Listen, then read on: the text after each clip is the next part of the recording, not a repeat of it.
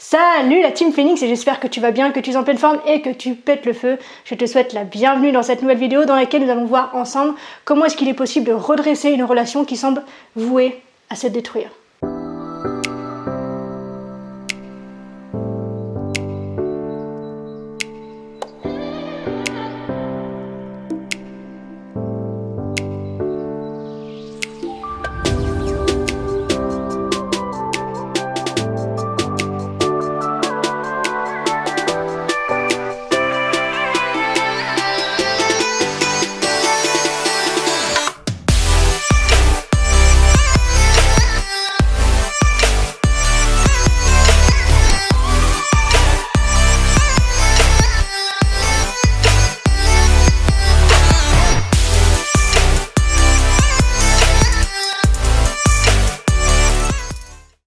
Pourquoi certaines relations ou interactions sont-elles plus faciles que d'autres? Comment peut-on manœuvrer dans une tempête émotionnelle qui semble mener tout droit vers la catastrophe, la séparation ou une attaque? Le vent peut-il tourner et nous amener à élever cette relation par l'entente et la collaboration? Et enfin, ce vent peut-il avoir un impact sur une relation conflictuelle installée depuis des années? C'est à ces questions que nous allons tenter de répondre ensemble dans cette vidéo à travers une notion que j'ai apprise une fois de plus au travers de la PNL, que l'on appelle le passage du nœud à la boucle relationnelle. Voyons ça ensemble tout de suite. Le nœud relationnel constitue une opposition de point de vue du style « mais si, mais non ». Chaque partie est accrochée à ce qu'elle défend, comme une huître sur un rocher, prête à tout pour défendre son territoire. Et paf, feu nourri, les affirmations s'entrechoquent, le ton monte, la pression aussi.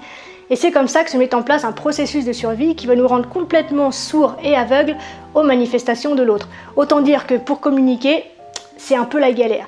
Donc, c'est à ce moment-là précisément que ce fabuleux allié qu'est notre cerveau va se manifester pour nous procurer un véritable arsenal défensif, nos ancrages émotionnels.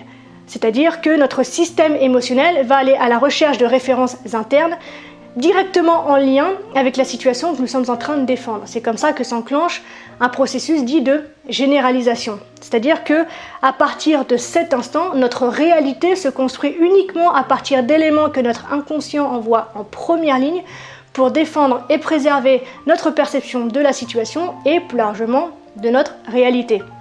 Et ça peut se traduire par des phrases que tu connais très bien, du type « mais enfin, tout le monde sait ça, mais de toute façon tu comprends jamais rien » ou « avec toi c'est toujours pareil ». Plus émotionnel, tu meurs donc. Et afin de fortifier tout cela, notre corps s'y met aussi en manifestant ouvertement son opposition, en nous faisant adopter en fait une posture qui va être plutôt tournée vers le rejet et le renfermement, donc à travers des gestes du type les bras qui se croisent d'un seul coup, un mouvement de recul que ce soit au niveau du buste ou au niveau des jambes, les yeux levés peut-être au ciel, un soupir particulièrement bruyant ou les poings qui se serrent au point, c'est le cas de le dire, d'avoir les articulations toutes blanches. En fait, à partir de ce moment-là, tout notre être défend la position que nous avons prise initialement sans en démordre et nous faisons donc adopter une posture de rejet qui est clairement capté par notre interlocuteur, au lieu de développer une attitude et une posture d'ouverture et d'accueil qui pourtant apaiserait bien mieux la situation. Donc en résumé, le nœud relationnel est fait de 3 caractéristiques: l'affirmation, la généralisation et enfin le rejet. Et donc pour passer du nœud à la boucle, il est indispensable que nous travaillions nos réflexes.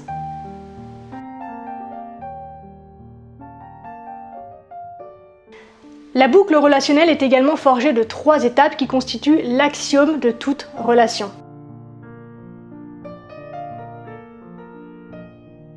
C'est par cette étape que nous pouvons percevoir l'intention de notre interlocuteur à travers son langage non verbal. Elle s'établit à travers les informations qui sont saisies par notre inconscient et qui vibrent à la même fréquence ou en harmonie avec notre propre histoire et notre parcours de vie. En PNL, c'est ce qu'on appelle faire du calibrage.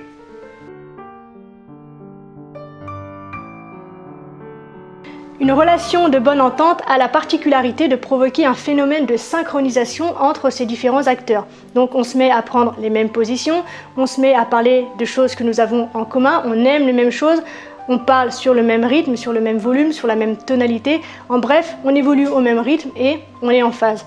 Et ici, en fait, c'est contre-intuitif, mais on se rend compte que ce n'est pas le fond qui prime, mais bel et bien la forme. Le fond correspond à ce que je veux faire passer, à ce que je veux donner ou recevoir.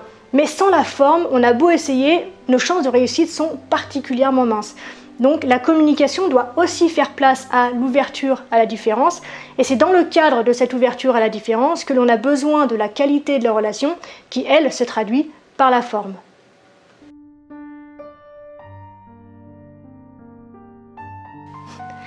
Cette ultime étape nous donne l'opportunité d'aller encore plus loin dans la collaboration qui s'est installée grâce aux 2 phases précédentes. Elle nous permet d'évoluer ensemble vers un objectif commun, riche de nos expériences communes, mais également de ce qui nous différencie.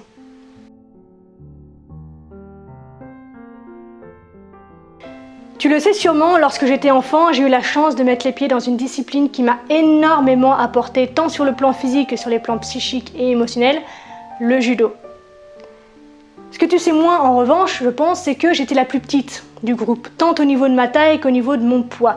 Donc à un moment donné, il a bien fallu que je trouve un moyen de m'imposer au royaume du tatami. Et j'ai vite compris que finalement ma petite taille pouvait être un atout, puisque il me suffisait de me synchroniser au rythme et au mouvement de mon partenaire pour ensuite l'amener à se déséquilibrer, pour enfin l'accompagner au sol. Alors, il ne s'agit clairement pas pour toi d'étaler ton interlocuteur sur le sol, mais je trouve que cet exemple illustre assez bien ce concept de boucle relationnelle que nous allons développer donc tout de suite. Et donc, en fait, je vais t'inviter à pratiquer le judo relationnel. Alors, pour y parvenir, il faut tout d'abord prendre conscience de la présence de l'autre dans notre territoire, en qualité d'être unique, avec sa propre vision du monde, tout comme nous. Et donc être conscient que, tout comme nous, l'autre ne riposte pas dans le but de nous mettre les nerfs en plâtre, mais bel et bien parce qu'il défend quelque chose qui est présent et réel pour lui. Donc, poser des questions peut être un excellent moyen d'entamer cette démarche vers la bonne entente. Cessons de nous dresser face au non pour entrer dans une forme de flexibilité et de souplesse à travers des interrogations du type « Que veux-tu me dire ? Lorsque tu me dis ça, ta, qu'est-ce que tu défends d'important pour toi? Qu'est-ce que tu veux me montrer? De quoi as-tu besoin que je prenne conscience? Etc. etc. Alors, je suis consciente que ça a l'air très mécanique et peu naturel comme ça, mais parce qu'on ne nous a pas éduqués en fait à avoir des communications où on prend autant soin de soi que de l'autre pour avoir des relations qui sont gagnantes-gagnantes, qui sont équilibrées à tous les niveaux. Et donc du coup, effectivement, au début, ça peut paraître complètement mécanique et complètement déplacé, super bizarre, mais à force de t'exercer, crois-moi, tu vas pouvoir entrer dans quelque chose de tout à fait naturel et je te promets que la qualité de tes relations va s'en trouver améliorée.